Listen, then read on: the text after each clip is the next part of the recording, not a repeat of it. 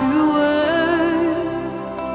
I ever with thee, and thou with me, Lord. Thou my great Father, and I thy true Son. Thou in me dwelling, and I with thee one.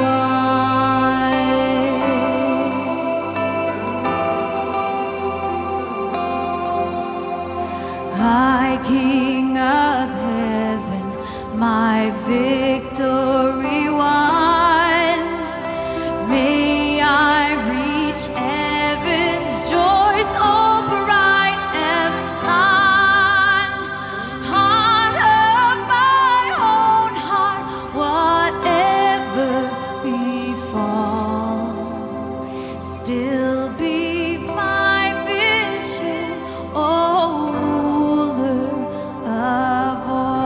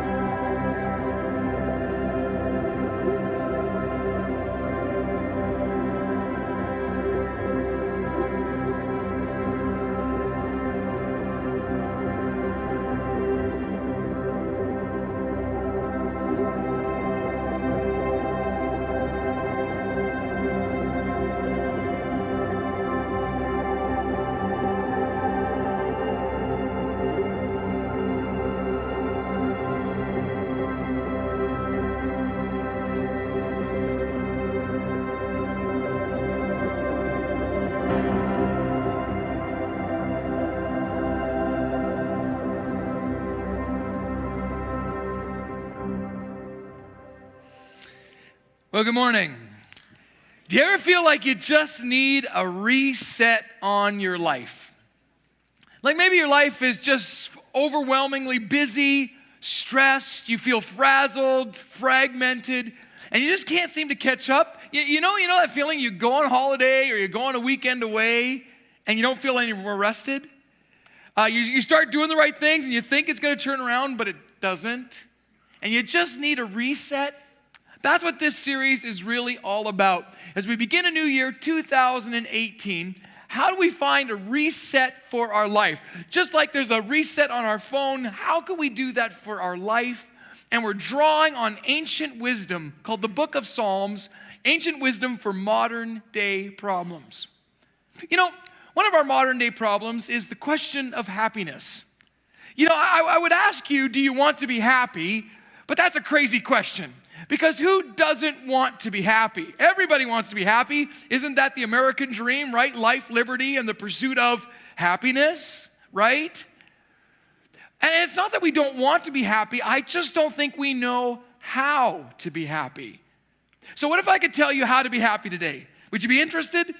What if I could tell you that there's a way to reset your life so instead of feeling miserable, down, discouraged, you could actually turn that around and you could be happy. That's what we're going to learn today. Actually, what we're going to learn today is that happiness is not a destination, but rather a byproduct of going in the right direction. Okay? The first thing we need to navigate together is that happiness is not a destination. It's not something you grab or hold on to. It's not something you're pursuing. The Americans got it wrong. It's not something you're looking for. As a matter of fact, this question is an age-old question. The Greek philosophers wrestled with this a lot, the idea of happiness. And Aristippus, which is such a great name. I mean, the only job you can really do with that kind of a name is be a Greek philosopher. But Aristippus, he was the father of a theory that we call hedonism. Hedonism is our word, the English word is pleasure. And his thought was that actually the whole goal of life is to find as much pleasure as possible and to avoid as much pain as possible. The more the pleasure, the more you should pursue it. And if there are two pleasures, go for the greater pleasure and do whatever it takes to avoid pain. Now, we would not like to call ourselves hedonists, but I think most of us in North America are hedonists, right? We are pursuing pleasure, greater pleasure, and we're trying to avoid pain. And yet there's some major fallacies and flaws in this theory. For example, how do you know what is pleasurable for you and what may be pleasurable for you may not be pleasurable for somebody else, right? Take country music as a classic example. How about the Montreal Canadiens? Cats? I don't know. Hey, what may be pleasurable for you may not be pleasurable for me. And none of those are. So then the problem is, how do you define pleasure? Because it's something arbitrary. It's based on opinion and feeling. And then it's fickle, right? And there's another thing. What if what makes you happy today in the short term, in the long term is going to make you miserable? Drugs and alcohol are a classic example of this. In the moment, they may give some sense of momentary pleasure, but you've lived long enough to know the stories of the devastation they can cause. So the problem with pursuing pleasure is that it's this elusive target. It's a mirage in the desert. You can't find it. When pleasure is something you grab a hold of, when pleasure is a destination, your only resolve is to be frustrated. Because you've been there, right? You went for that. You thought that would make you happy. Oh, when I get that house, I'll be happy. And you're not. When I get that job, I'll be happy. And you're not. When I make this much money a year, I'll be happy. And you're not. So Aristotle stepped in and said, thank you very much, Aristippus. I just love to say that. I mean, any name that ends in pus is worth saying. But Aristotle came in and he said, no, okay. So pleasure isn't the ultimate goal, but actually a virtuous life. Living a life of well-being. But again, the challenge is, Aristotle, how do you know what that is? How do you define that? Now, fortunately for us, the Bible, which is also ancient wisdom, speaks to this question on how to be happy. And it's pretty clear that actually happiness is a byproduct. It's not the goal. If that's your goal in life, you're going to be miserable because it's fleeting, but it's a byproduct of going in the right direction. So if you have your Bible, I want you to turn with me to the book of Psalms. It's right in the middle of your Bible. If you don't have a Bible today, I do know you have a mobile device because I just saw you using it. Anyway, so go to your mobile device and download the YouVersion app, and I want you to follow along because we're going to key on a couple of key words, and I kind of want you to see them. And if you're not familiar with the book of Psalms, let me just kind of give you a quick orientation. The book of Psalms, literally translated as songs or hymns, but basically it's a book of Hebrew poetry. And it's Hebrew poetry written over hundreds of years by different authors and then compiled into one book. And it's compiled into 5 books reflecting the first 5 books of the Bible, which was very important to the Jewish audience. And the first 2 books of First Psalms 1 and 2 are kind of an introduction. So what happened is the editors, once they put all of the Psalms together, wrote Psalms 1 and 2 as kind of an overall summary. It's like the introduction to a book. So we're going to read from Psalm chapter 1, the very first introduction, the summary of what the Psalms mean, the summary of ancient wisdom, this idea that was written by kings and poets and paupers, this thought as they experienced life and they reflected on it. As a matter of fact, if you've never read the Psalms, you should really try it. They're fascinating because they're a exposure of the human heart and condition. Sometimes they're incredibly painful and awkward, And other times they're beautiful and uplifting. They're these poems that move us. I like the way John Calvin said it. He said it's like looking in a mirror and seeing your own heart. And so in Psalm chapter 1, verse 1, we learn what it means to be happy and how to be happy, because the very first word in the book is blessed. That word in the original language literally means to be happy, not the fleeting happy, but the deep contentment. So let us read Psalm chapter 1, verse 1 together. And we read, "Blessed is the one who does not walk in step with the wicked, or stand in the way that sinners take, or sit in the company of mockers, but whose delight is in the law of the Lord, and who meditates on his law day and night. That person is like a tree planted by streams of water, which yields its fruit in season, and whose leaf does not wither. Whatever they do prospers. Not so with the wicked. They are like chaff that the wind blows away. Therefore the wicked will not stand in the judgment, nor sinners in the assembly of the righteous. For the Lord watches over the way of the righteous, but the way of the wicked leads to destruction." Now, when you read that, you got to remember that it's an author writing their interpretation of what's happened around them, based on experience and all the poems that are collected in the Psalms.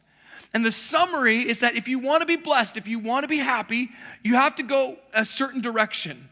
That there are two directions in life, not multiple, two directions. You're either moving toward God's design or away from God's design. And that happiness is not a destination, it is the byproduct of moving in one of those two directions. Now, because we read it in English, we missed some of the poetic prose that's in here. So, the word blessed in the Hebrew is ashar, okay? What's interesting is that the word wicked is rasha, which phonetically is like a reversal, ashar, rasha. They're one way, one direction, an opposite direction. It's this idea, even poetically, that you and I are moving in one of two directions, one to life, one to death and destruction.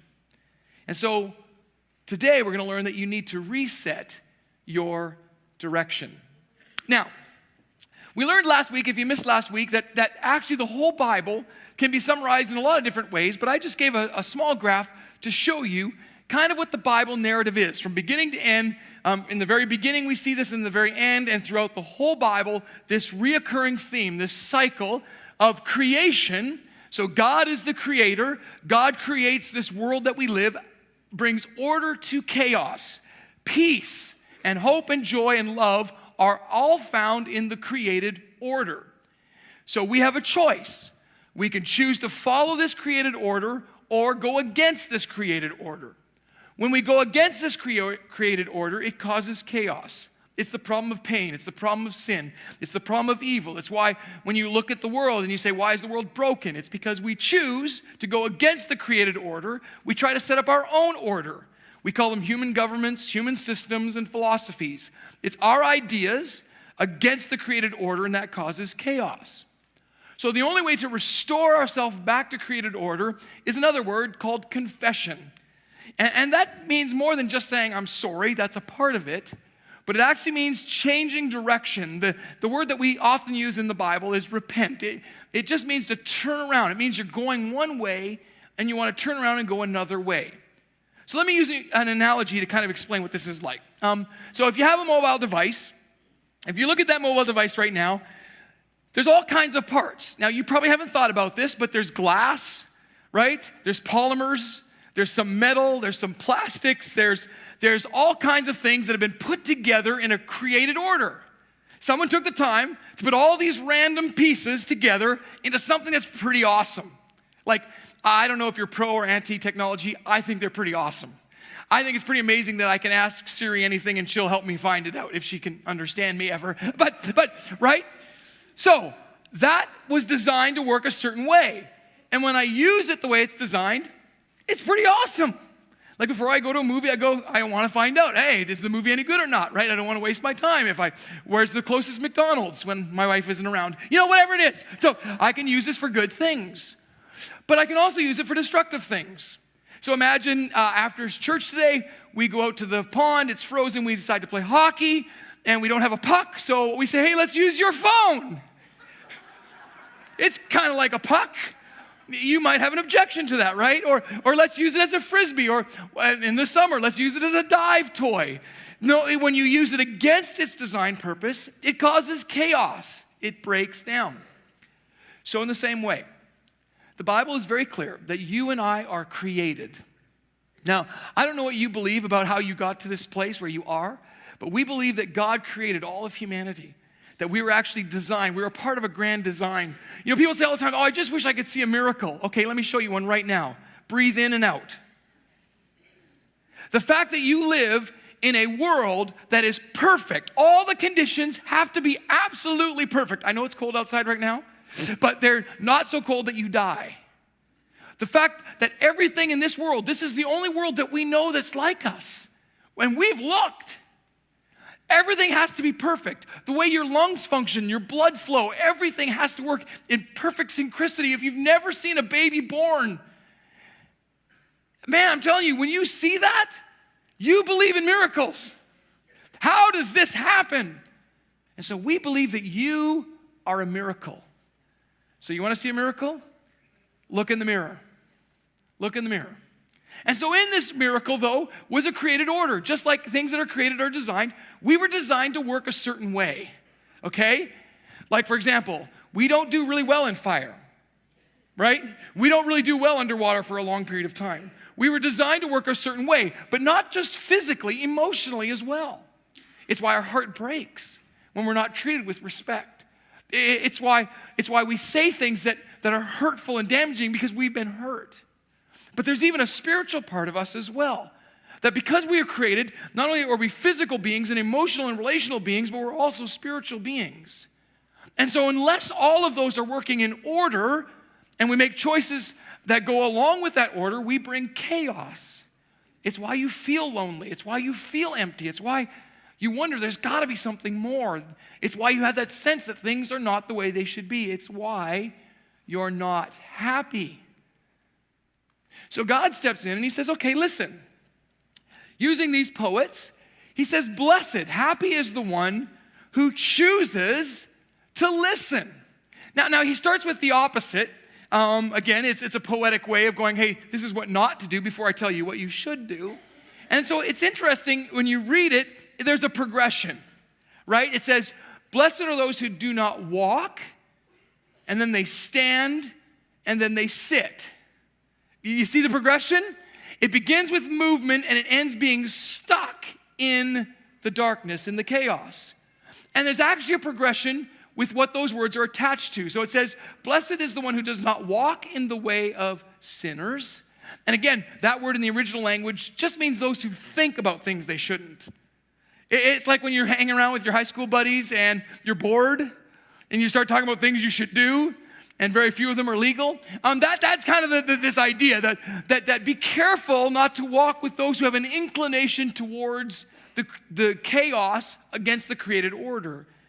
And then, the wicked, or stand in the way of sinners. That word sinners means those who do it. Wicked is those who think about it. Sinners are those who are actually doing it, or sit in the company of mockers. That word mockers are those who are actually diabolically opposed. They're proactively against the created order. So there's this progression, there's this warning. Be careful. Be careful the way you walk. Be careful who you walk with. Don't be one who is influenced, be an influencer. Because we all know, right? What's that famous proverb? Bad company corrupts character. Let me put it to you this way. If I were to invite you up to the stage, and I'm not going to do that today, but I were to invite you up and I were to grab your hands, is it easier for you to pull me down or for me to pull you up? For you to pull me down. And this is the warning that's given in this. If you want to be happy, just be very careful about who you allow to influence your life. Be very careful about the voice or the voices that you listen to. And then it gives the opposite. It says, so don't do that, but instead delight in the law of the Lord, and blessed is the one who meditates on his law day and night. Now again, because we don't read it in the Hebrew, we read it in English, and if you're like me, my first inclination is to interpret this way. Do it God's way or else, right? Maybe you grew up in a church that was like that. Like, do it God's way or else. He's going to be really ticked. He's going to be angry. He's going to slap you around a little bit. It's really bad. And actually, I think that misses the beauty of this passage. The first thing that I find fascinating in this part is that the word law is actually gender directed. Here's what I mean by that. Hebrew, like French, uses gender in its language. And the word law here is actually a feminine noun. Now, at first I was like, okay, so what? No, I thought about it for a minute. Then I went further in that passage and it says, whose delight is in the law and who meditates on it day and night. That word meditates, I don't know what you think about, but I think of someone like sitting cross-legged thinking about nothing for like 4 days straight, right? That's not the word here. The word literally means to murmur. So I was thinking, okay, or declare. So I'm like, okay, how do these things all fit? And I got thinking about my mom. Mom, if you're watching, I love you, miss you.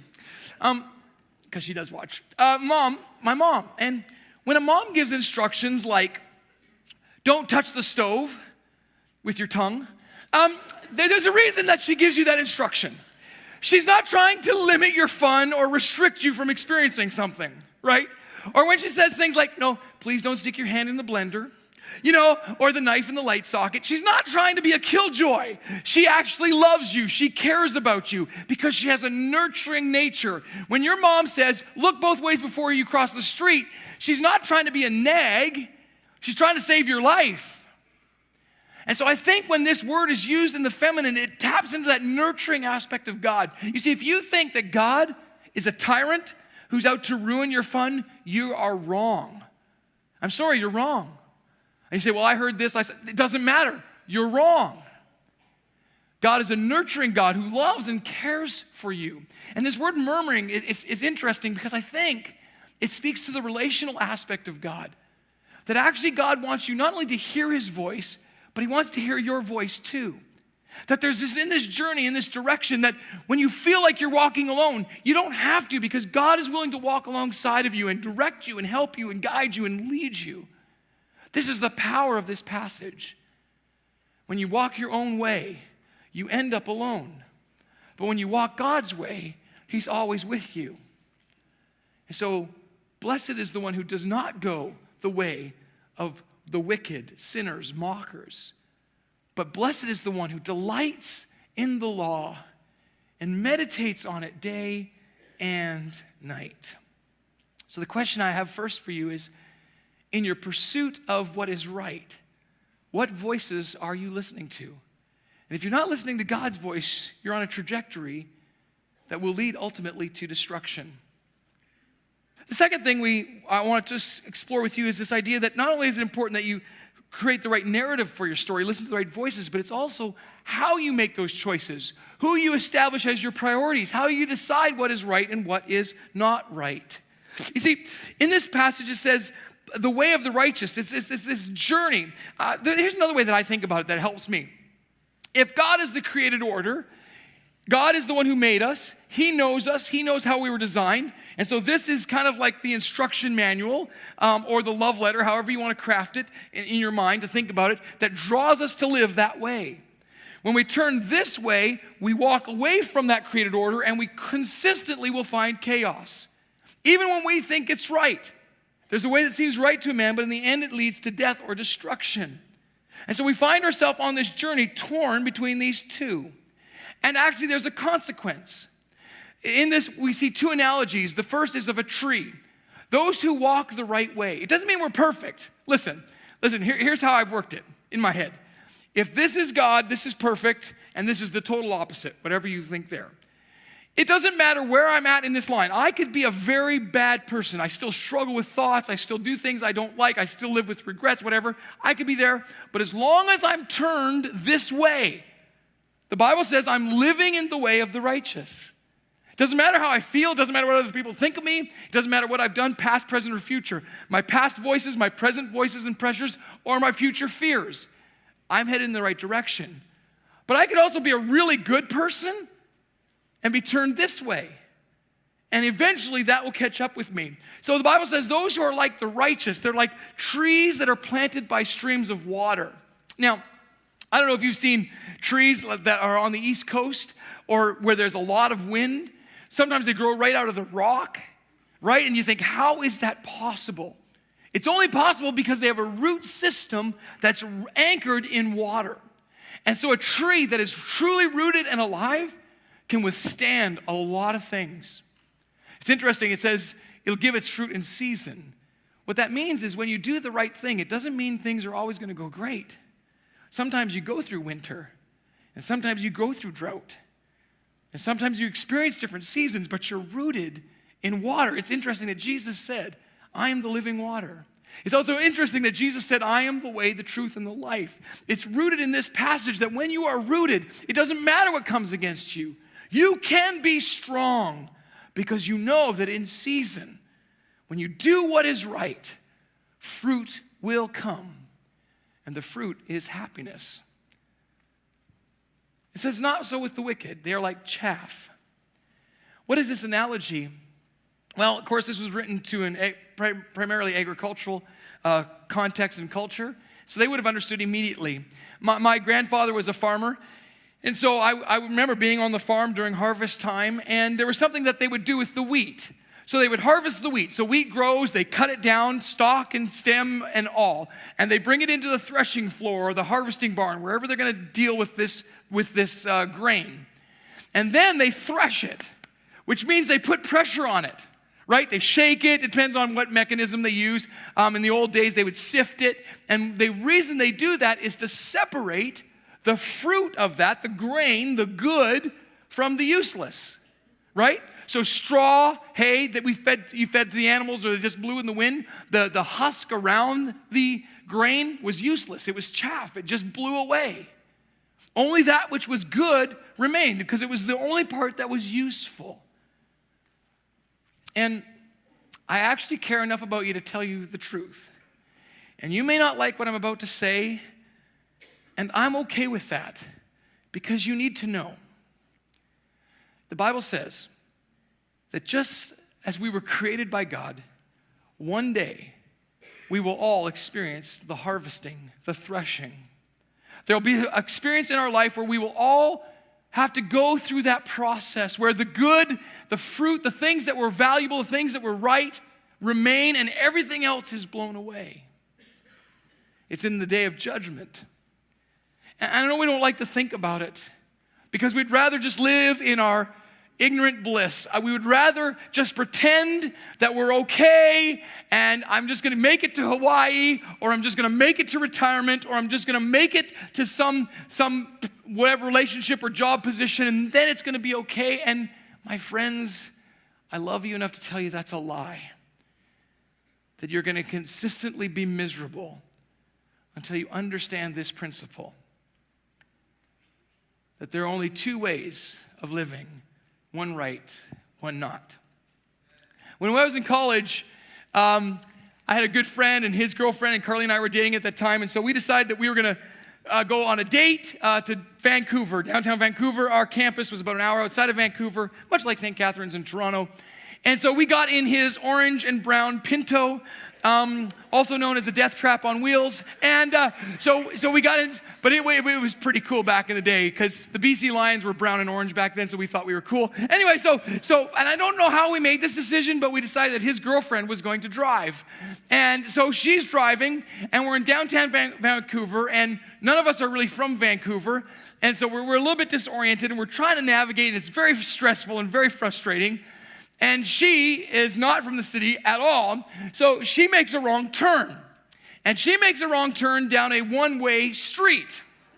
Now in Vancouver, the one-way streets are there for two reasons. One, so no one gets in an accident, but also for transit buses. They have these, the electric trolleys that go down, and so she's in the electric trolley one-way lane. Now most people, right, would stop, go, oops, I'm sorry, and turn around. Oh no, she was just dodging trams. We were dodging trams and cars and pedestrians. At one point, we're up on the sidewalk. It was horrific. It was terrifying. And if we had continued that way, we would have been destroyed. Fortunately, we found an exit and we got off.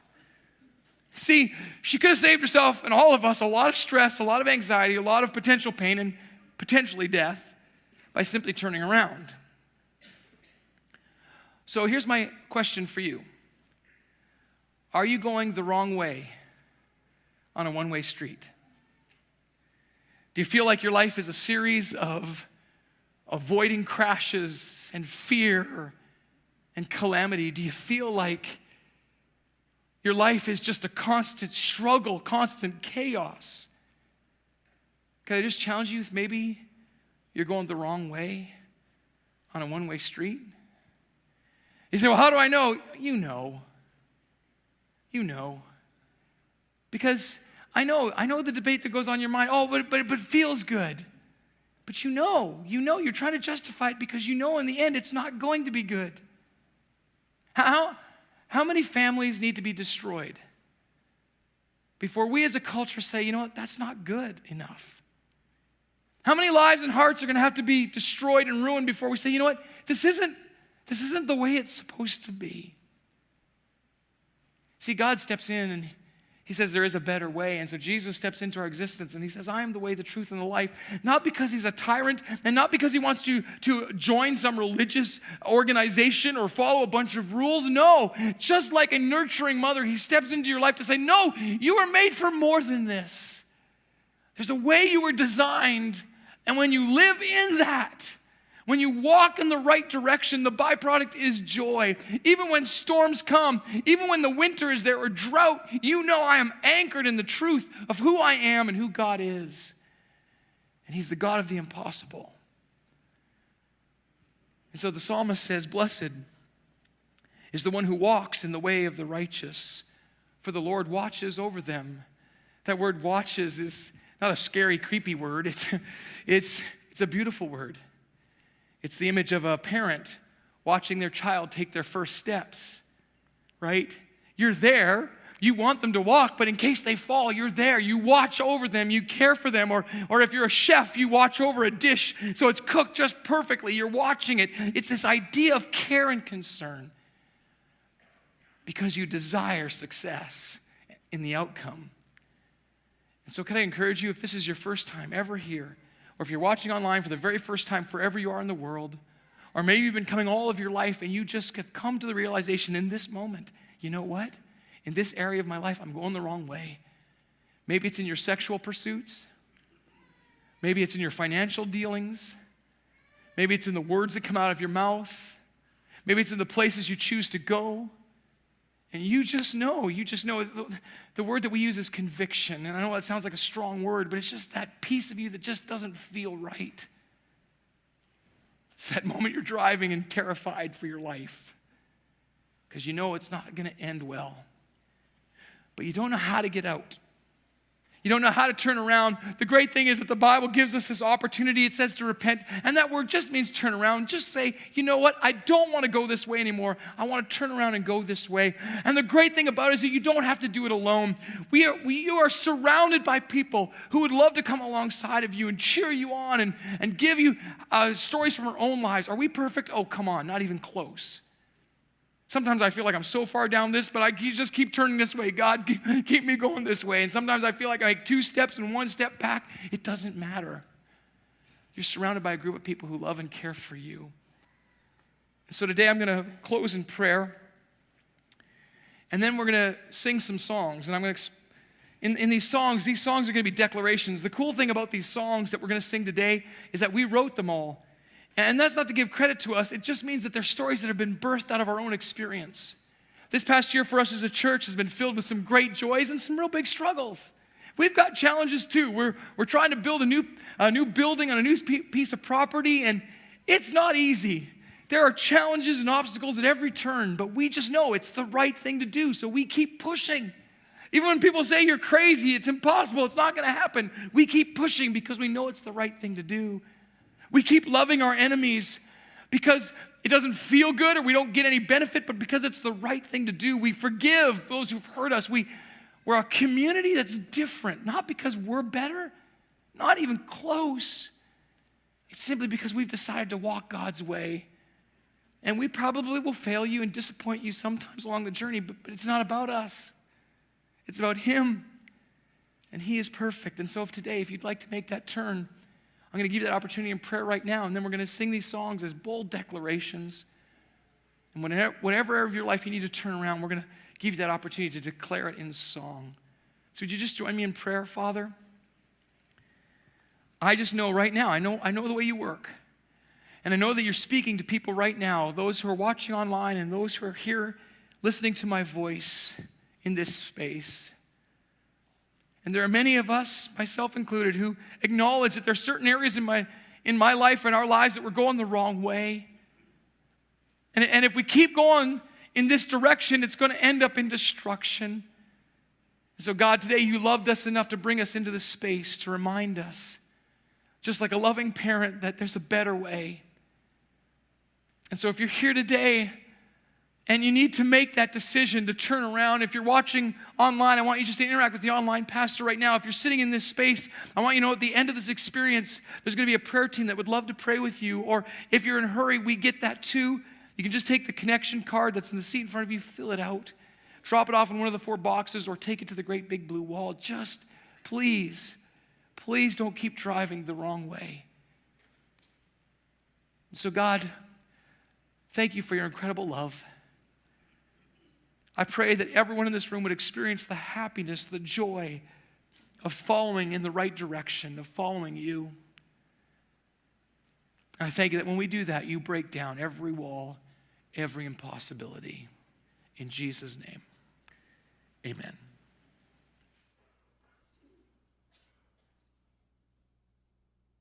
Hi, I'm Melanie, and this is Derek, and we are going to talk about the song that we wrote called When You Move.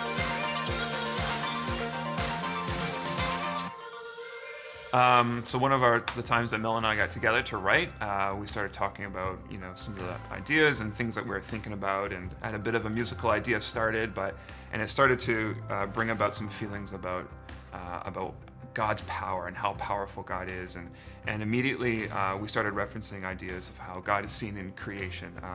The whole chorus is based on things like the power of an earthquake and how the wind is this invisible force, but it has power behind it. And through all of these things, you can see God's power. And it immediately made me think of a verse that's one of my favorites from Romans 1. So let me read it for you. For ever since the world was created, people have seen the earth and sky. And through everything that God has made, they can clearly see his invisible qualities, his eternal power, and his divine nature.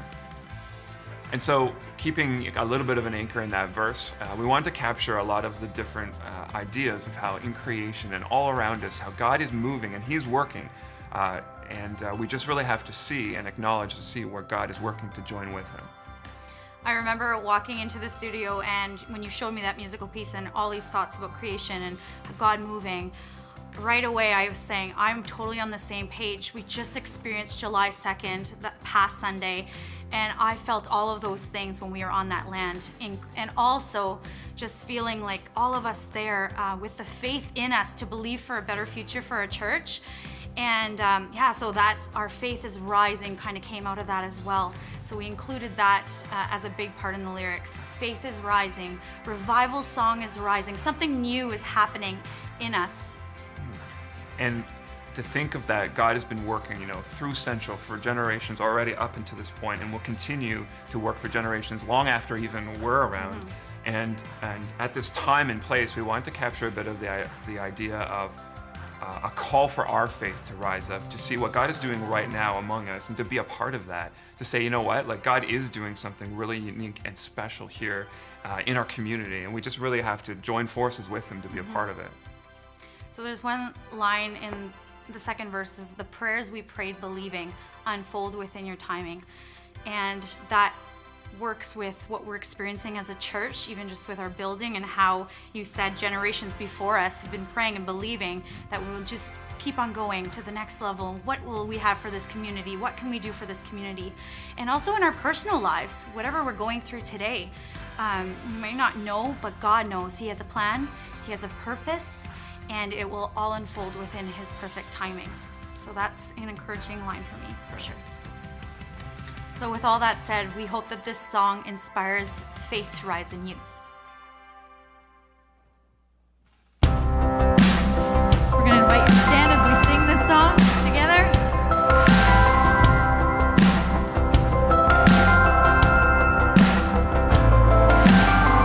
The sky unveils your greatness, revealing truth and goodness.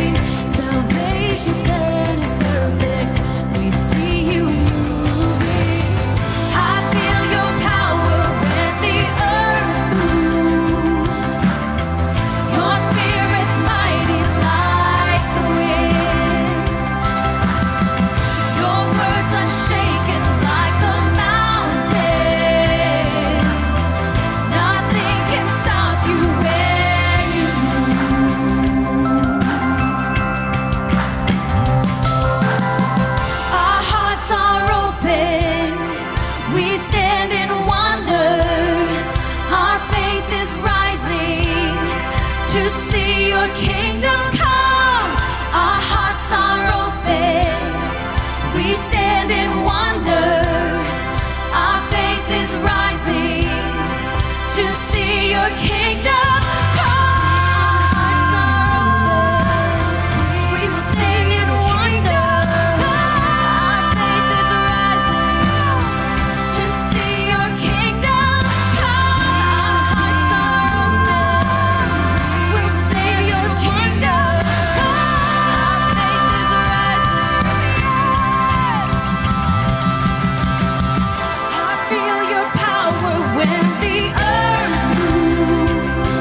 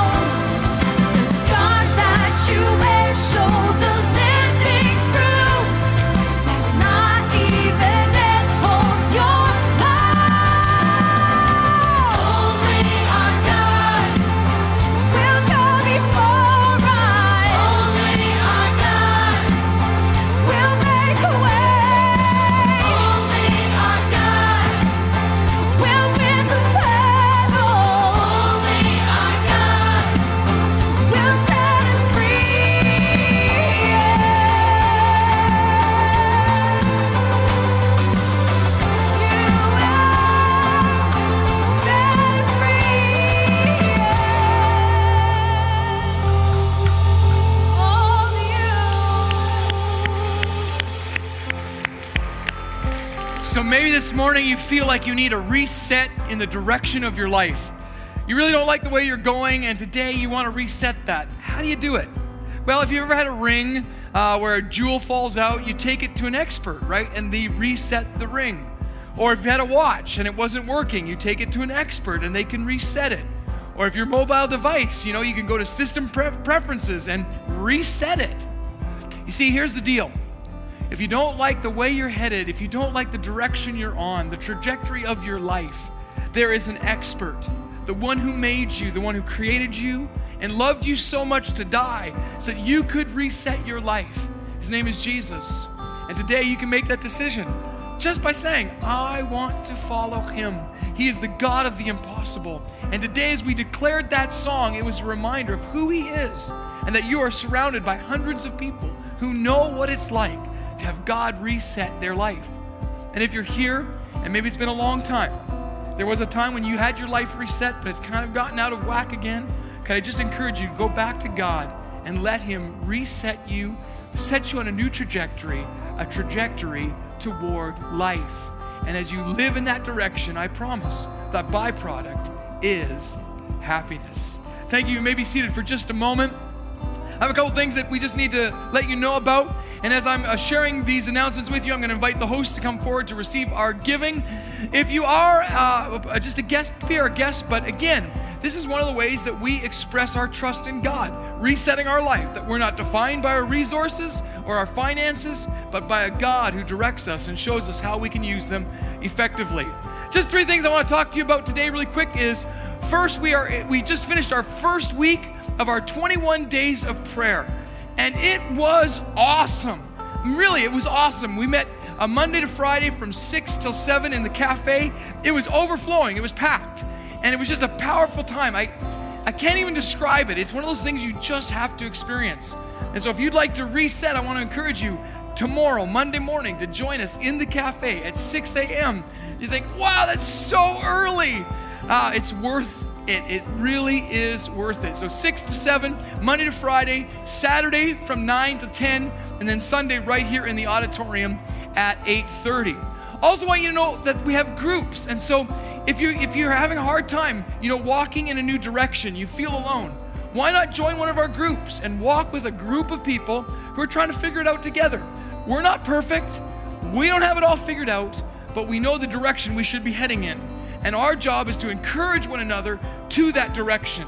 And so we have a special one actually on finances starting really soon. And so if you are struggling in that area, you realize, man, in my finances, I can just never get it right.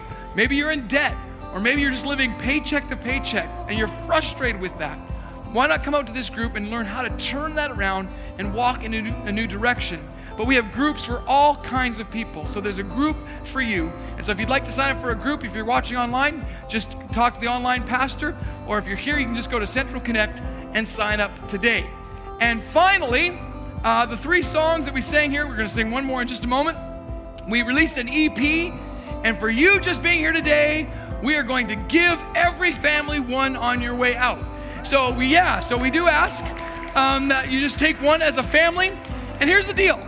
So maybe tomorrow morning, instead of turning on the radio and being vomited a whole bunch of bad news and being depressed when you get to work, why not put in this EP and listen to songs of destiny and promise and go to work fired up and ready to tackle the day?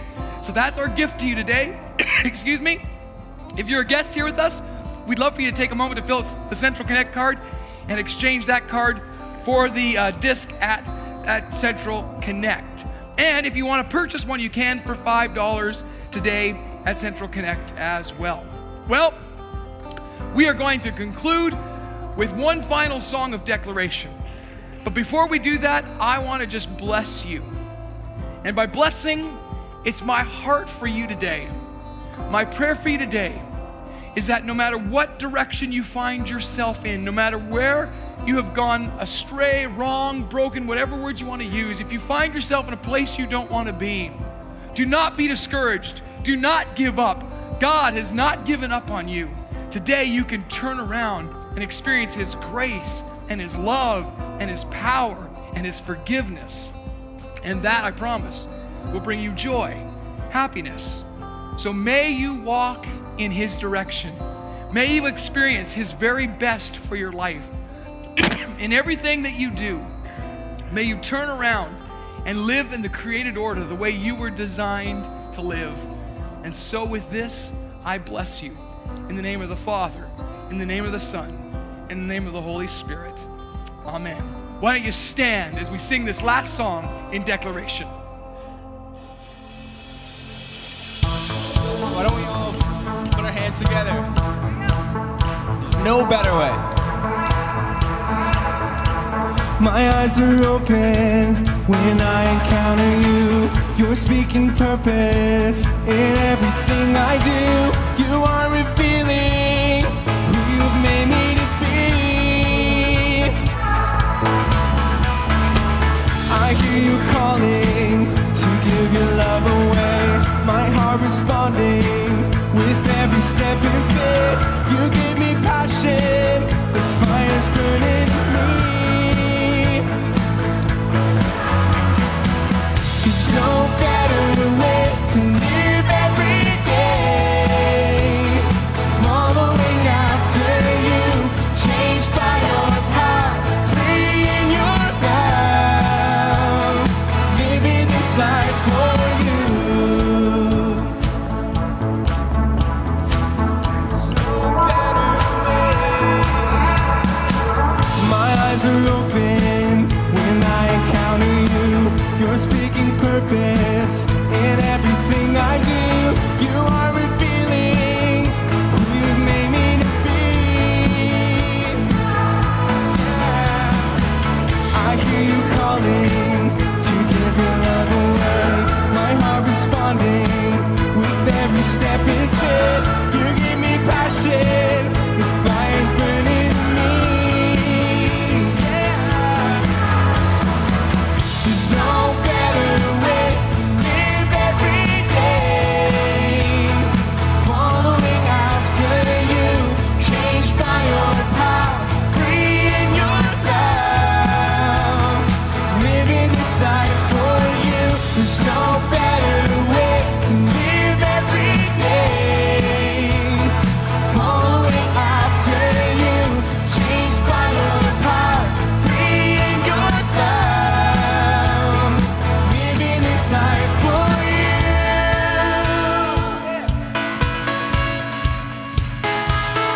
Your ways are higher. Your ways are higher. Your ways are true. Your love's a roadmap leading me to you. Your ways are higher. Your ways are true. Your love's a roadmap leading me to you. Leading me to you. There's no better way to live every day.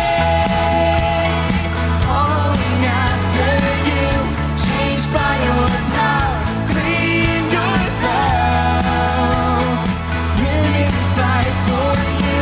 There's no better way to live every day. Following after you, changed by your power, free in your love, living inside for you.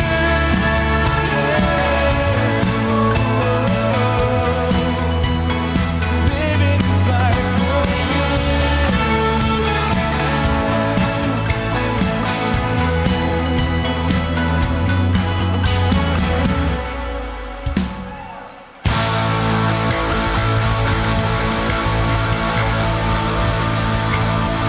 Yes, God, there's no better way than to live our lives for you. Thank you, God. Thank you, God. And thank you for being here today. On your way out, do not forget your CD. We hope you have an amazing week, and we'll see you back here next week. Have a great one.